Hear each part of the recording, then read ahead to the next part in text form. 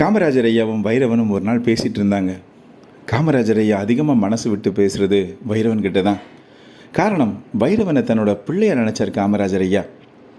ஒரு முறை காமராஜர் ஐயா காலையில் சாப்பாடு சாப்பிட்டுட்டு இருந்தார்.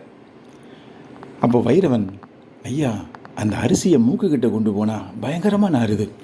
நீங்கள் தமிழ்நாட்டோட முதலமைச்சர், நீங்கள் போய் இந்த சாப்பாட்டை சாப்பிட்றீங்களே ஐயா, எனக்கு ரொம்ப கஷ்டமாக இருக்கு ஐயா, அவ்வளவு நாத்தம் நாறுது அந்த சாப்பாடு அப்படின்னு வைரவன் சொல்ல, காமராஜர் ஐயா சிரிச்சுக்கிட்டு, வைரவா, உன்னை கஷ்டம் தெரியாமல் என் பிள்ளை மாதிரி வளர்க்குறேன்னே.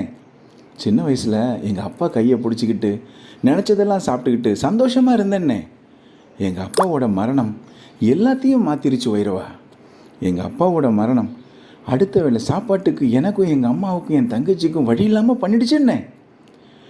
எங்கள் அம்மா வயல் வேலைக்கு போய் எங்களை ரொம்ப கஷ்டப்பட்டு தான் வளர்த்தான்னே.